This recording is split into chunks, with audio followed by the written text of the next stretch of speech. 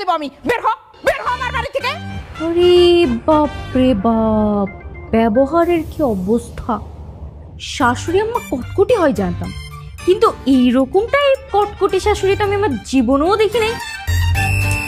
কপালটা খারাপই আছে মনে হচ্ছে। যাই হোক, সমস্যা নেই, বিয়ের পর আমি টাইট করে নিব।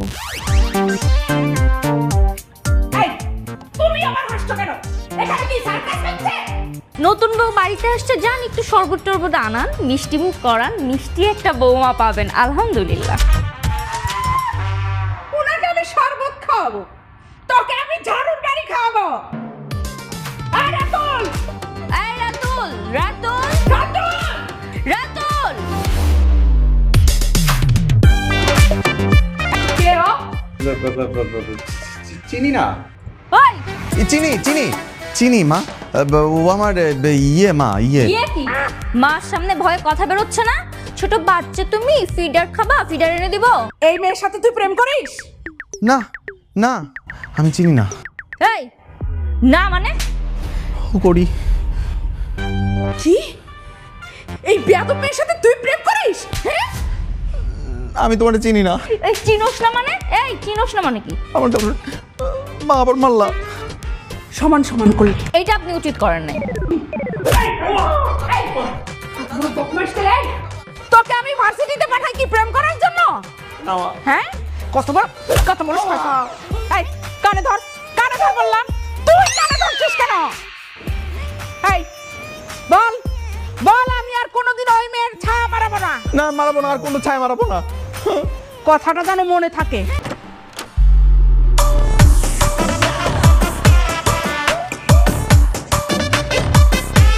আমি এসব কি দেখছি?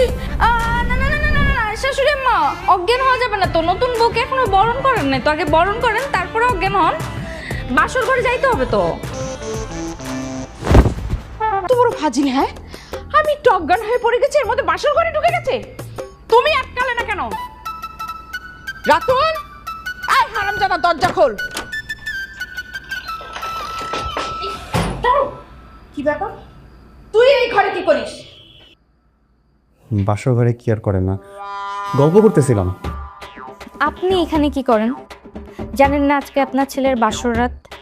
নির্লজ্জের মতো বউ শাশুড়ি দুইজন চলে আসছে। এই চুপ, বিয়াদ্দপ মেয়ে কোথাকার। হ্যাঁ, তোর কত বড় স্পর্ধা, তুই আমার সহজ সরল ছেলেটাকে পটায় পটায় বিয়ে করে নিয়ে চলে আসছিস। হ্যাঁ শাশুড়ি আম্মা একদম ঠিক বলছেন, অনেক বড় অন্যায় করে ফেলছি আমি। আপনার এই যে সহজ সরল কেজিতে পড়া ছেলেটাকে আমি চকলেট খাওয়ানোর লোভ দেখিয়ে মজনু কাকার দোকানে নিয়ে গেলাম, একটা ললিপপ কিনে দিয়ে বললাম যে কাজী অফিসে চলো আমরা বিয়ে শাদি করে নিই।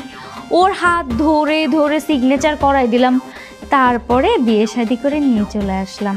ভারী অন্যায় হয়ে গেছে আমার, এই যে আমি কানে ধরে সরি। বাসর ঘর না করাচ্ছি তোমাদের বাসর ঘর। আরে বাবা কি করছেন মা? আরে মা কি করতেছো? বাসর ঘরে কত কষ্ট করে ভাবি সাজাইছে। একদম চুপ।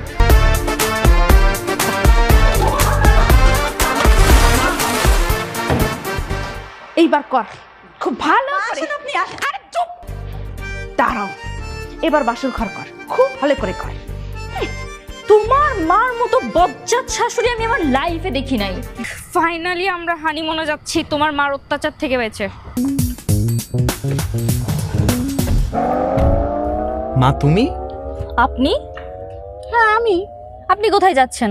কেন? আমিও তোদের সাথে ঘুরতে যাচ্ছি। কে কখনো দেখেছেন ছেলের বউয়ের সাথে তার মা হানিমুনে যায়? আমি তো তোর হানিমুনে তোর সাথে যাচ্ছি না, আমি যাচ্ছি আমার ছেলের সাথে কক্সবাজারে ঘুরতে, তাই না বাবা? হ্যাঁ মানে কি? হ্যাঁ, কোনো প্রাইভেসি নাই?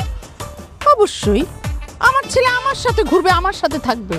তুই কি ভেবেছিলি যে তুই হানিমুনে যে আমার ছেলেকে নিয়ে একা একা ঘুরবি আর আমার ছেলের মাথাটা চিবিয়ে চিবিয়ে খাবি? আপনি আপনার ছেলেকে নিয়ে যান কক্সবাজার, যে চাবাই চাবাই আপনি আপনার ছেলের মাথাটা খান। কি আমি তো আমার ছেলেকে কখনো একা ছাড়বো না, তাই না বাবা? হ্যাঁ মা, আমি তো ছোটবেলা থেকে মাকে ছাড়া কখনো কোথাও যাই নাই। ওলে আমার সোনা বাবুরে, বাচ্চাটা এখনো দুধের শিশু, তা মার আঁচলের নিচে এভাবে লুকাই বসে থাকো, ঠিক আছে? কিনবো বলছি, মাত্র দেখতে আসছি, দেখা শুরু করছি। এই লাউগুলা তো ছোট কেন? এটা লাউ না গাধা। রাতুল, তোর কত বড় সাহস! তুই এই বেটির সাথে আসছিস বাজার করতে? তুই কি এই বেটির কাজের লোক? না না, সে কাজের লোক না। সে কাজের লোক হইতে যাবে কেন? সে আমার জামাই। তোর যাই হোক, কিন্তু ওর এত বড় সাহস হবে কেন তোর সাথে বাজার করতে আসা? কেন আসবে না? আমার জামাই আমার সাথে বাজার করতে আসবে না তো কার সাথে আসবে? অন্য বেটির সাথে বাজার করতে আসবে? অন্য বেটির সাথে যাবে কেন? ও যাবে ওর মার সাথে, কারণ আমি ওর মা। আমার ছেলে আমার সাথে বাজার করবে। এই তুই এদিকে আয়। জি না, আমার স্বামী আমার সাথেই আসবে। সারা জীবন নিজের আঁচলের তলে রেখে রেখে ছেলের তো গাধা বানাইছেন। একটু মানুষ বানানোর চেষ্টা করতেছে, ভালো লাগতেছে না? হ্যাঁ, এখন পর্যন্ত সবজি চেনে না, এটারে বলে লাউ। তুই তো কিছুই জানোস না। আমি আমার ছেলেরে 12 মাসে 12 রকমের সবজি খাওয়াই। এই বলতো এটা কি? লাল ক্যাপসিকাম। এটা নাকি লাল ক্যাপসিকাম। এই টমেটোর বলে লাল ক্যাপসিকাম। তাহলে এই হারামজাদা, তোরে কি আমি এই শিখাইছি? হ্যাঁ, কি অবস্থা? আপনি আমার জামাইরে মারলেন কেন? ও যেমন হোক, গাধা হোক, ভালো হোক, আমার জামাই। আপনি কোন সাহসে ওর গায়ে হাত দেবেন? আপনার নামে কিন্তু আমি দুইটা মামলা করব। অ্যাটেম্পট টু মার্ডার আর মানহানির মামলা। আমার মা কিছু করো না। তোর যত খুশি তুই তত মামলা দে, আমার কিছু যায় আসে না। এই রাতুল, তুই এদিকে আমার সাথে বাজার করতে যাবি। রাতুল, ও আমার সাথে বাজার করতে আসছে, ও আমার সাথে বাজার করবে। রাতুল, সাহসটা বেশি হয়ে যেতেছে না? হ্যাঁ, বেশি হয়ে গেছে। সারো, তোমাকে কাউরে লাগবো না। আমি একা একা বাজার করতে পারি, তোমরা যাও। দেখো, আমরা তো তিনজন এক বাসাতেই ফিরে যাবো। শুধু শুধু এত রাগ করে কি লাভ? চলো একসাথেই যাই। না, আমি এই মেয়ের সাথে এক রিকশায় যাব না। আমার মাথাটা এত ব্যথা করতেছে রাতুল, আমার ভাল লাগতেছে না, আমার বমি বমি পাচ্ছে। প্লিজ আমাকে বাসায় নিয়ে চলো। কি বলো?